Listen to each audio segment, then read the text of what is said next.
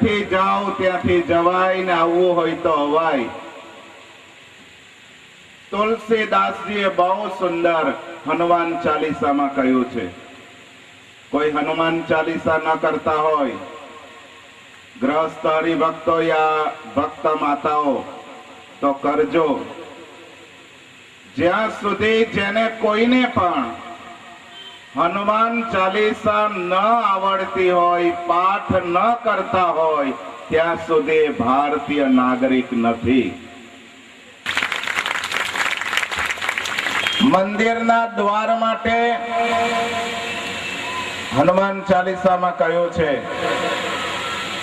રામ દુઆરે તુમ રખવાલે હોતન આજ્ઞા બિनु पैसारे। તાકાત છે કોઈની કે મંદિરની અંદર પ્રવેશ કરી શકે?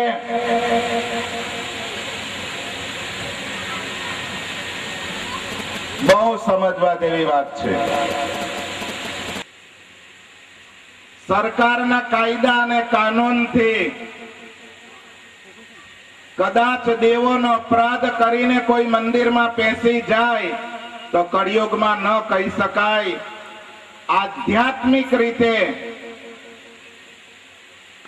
મંદિરના દ્વારમાં પેસવા જાઓ તો ગદાધારી હનુમાનજી મહારાજ દ્વારમાં ઉભા છે। રામ દુઆરે તુમ રખવાલે હોતન આજ્ઞા બિनु पैसारे।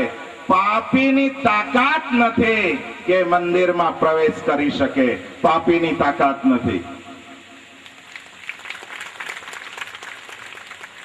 વક્તાશ્રી એમ કહેતા, દૈત્યો શબ્દનો ઉપયોગ કરતા, રાક્ષસોનો ઉપયોગ કરતા, પણ તમારા ને મારા માટે નહીં, આપણા અંતરમાં રહેલા કામ ક્રોધાદિક અંતઃશત્રુઓ છે એને સ્વામી દૈત્યો ને રાક્ષસો કહેતા।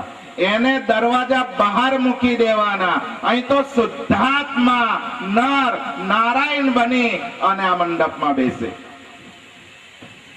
નારી સન નારી નારાયણી બનીને બેસે।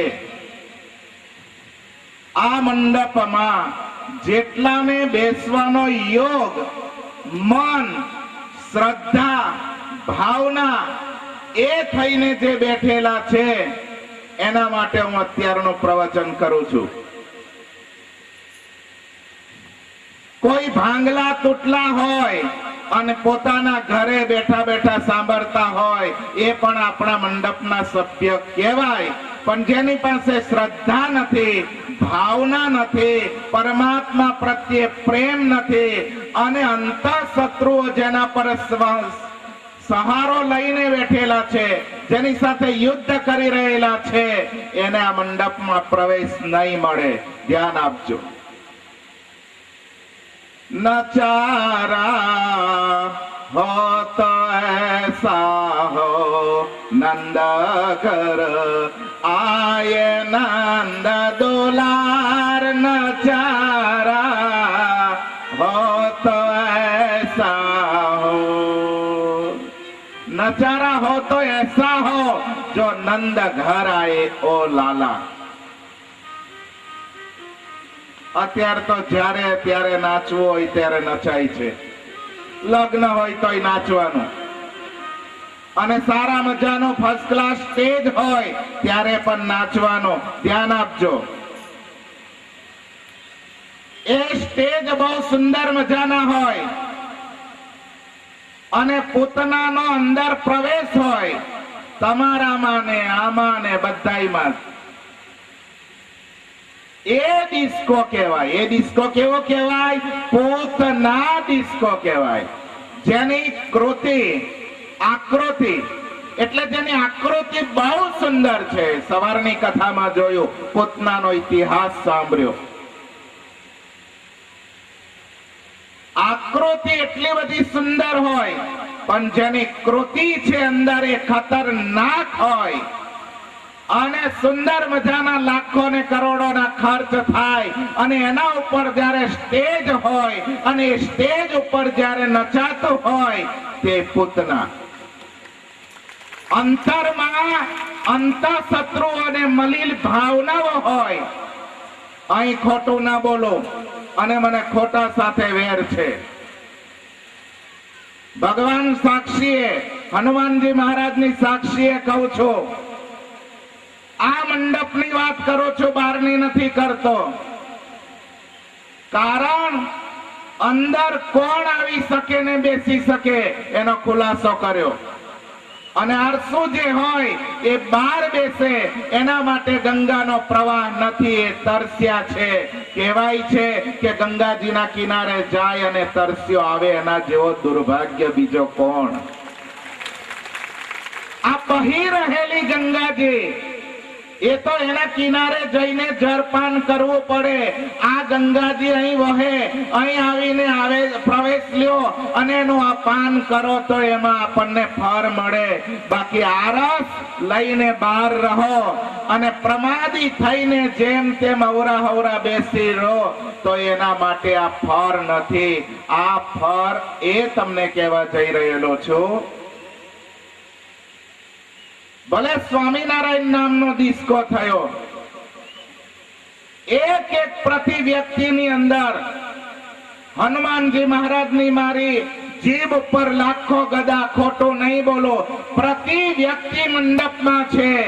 એમાં મને શ્રી કૃષ્ણ પરમાત્માની સાથે જે ઋષિ રૂપા ગોપી હતી, મને ન કોઈ દેખાય સ્ત્રી, ન દેખાય કોઈ પુરુષ, મને તમામ જીવોમાં ઋષિ રૂપી ગોપીઓના દર્શન થયા અને એ ગોપીમાં દ્વારિકેશના દર્શન થયા. આજે પ્રવચન નતું કરવાનું, પણ આટલો સાક્ષાત્કાર થયો એનું તમને હું દર્શન કરાવું છું.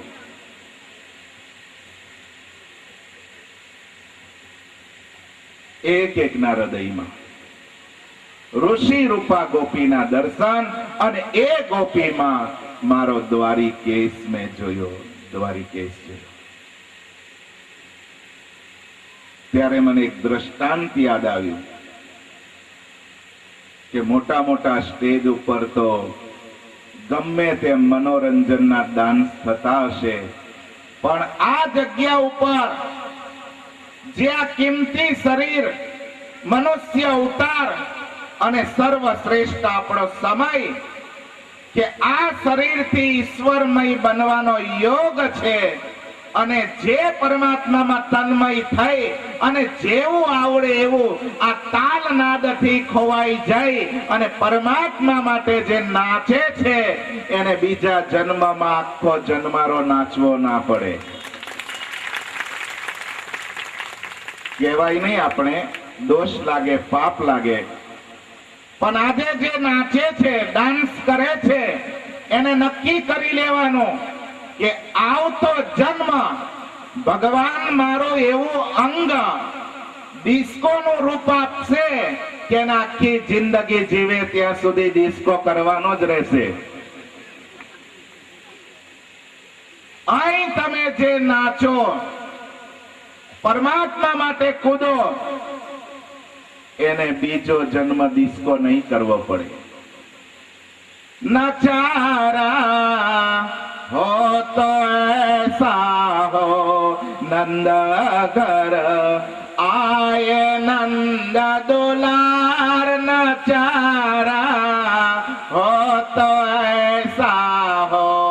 ए नंदजी नो लालो કાલીય નાગનો પુચ્છ પકડી ગરદન લઈ અને એના ઉપર આરુધમાન થયો અને સહસ્ત્ર ફણાના સ્ટેજ ઉપર નંદલાલો જે નાચ્યો છે એવું કોઈ આજ દિવસ સુધી નાચી નથી શક્યું, કોઈ નાચી નથી શક્યું. અને એ નાચ્યો એમાં એ કાલીય નાગનો ઉદ્ધાર, એટલે એને નાથ્યો, એનામાંથી તમામ ઝેર નીકળાવી દીધું અને એનો ઉદ્ધાર કર્યો, એને નાથ્યો, એને સત્સંગમાં મોકલ્યો. આપણા અંતરમાં જે પરમાત્મા છે, અંદર જે આપણો પ્રાણ છે, એનું નાચ ગાન તાન પરમાત્માનું નામ લઈ જે હૃદયનું મનનું મનોમંથન કરો કે કામ ક્રોધ આદિ અંત શત્રુઓ રૂપી ઝેર નીકળી જાય, શુદ્ધાત્મા થાય અને પરમાત્માને મળે. એટલે આપણે બધા નંદ યશોદાના જ છે, સવાલ નથી. આ મંડપમાં બધા દેવ છે, બાર કોણ છે તો પોતપોતાની મેરે સમજી લે. મારે કઈ ઇનકાબ આપવાની જરૂર નથી. પાપીઓએ પણ ગભરાવાની જરૂર નથી. મને દ્રષ્ટાંત યાદ આવ્યું. પાપીઓએ પણ ગભરાવાની જરૂર નથી. પ્રેમથી પ્રવેશ કરજો, નિષ્પાપ બની જશો. કારણ કે આ કથા મંડપના ગંગાજીનો કિનારો છે, ત્યાં કોઈ પણ જાતનો પાપ નથી. જો વક્તામાં પાપ હોય ને એના ગુરુમાં પાપ હોય, એનામાં સ્વાર્થ હોય ને અમારામાં સ્વાર્થ હોય, લેસ માત્ર ઈશ્વરની અંદર રહેલી સૃષ્ટિ, એમાં રહેલા વિષય ભોગ કે વસ્તુ પદાર્થ એના ઉપર સોયની અણી ઉપર રે એટલી પણ સંપત્તિ ઉપર મોહ હોય તો ભિખારીનો મોક્ષ ભગવાન સ્વામિનારાયણ બગાડી નાખે.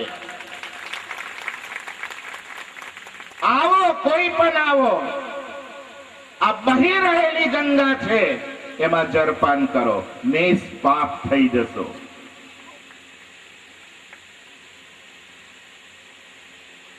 એક બહુ પાપી, બહુ એટલે બહુ પાપી એવો દુષ્ટાત્મા હતો કે આખી જિંદગી પર્યંત એને પાપ જ કર્યા. આ દ્રષ્ટાંત કહેવાનો મતલબ છે કે આપણામાં થોડું ઘણું પાપ હોય, વધારે હોય, એને પણ ગભરાવાની જરૂર નથી. સમય સર્વશ્રેષ્ઠ છે. આજે છે, કાલે તમે પણ અહીં ના હોય, અમે પણ નહીં હોય. જેવું હતું એવું આ મેદાન થઈ જશે. પણ ભાગવતજી તો ગમે ત્યાં જઈને ગ્રાઉન્ડ બાંધવાના. કથાનો વિરામ ક્યારેય નથી, સમાપ્તિ ક્યારેય નથી. પ્રસંગનો વિરામ છે, કથાનો વિરામ નથી. અને આજે ને કાલે આપણી પાસે આ કથા, પરમ દિવસે આ પ્રસંગનો વિરામ છે. દુષ્ટાત્મા સારી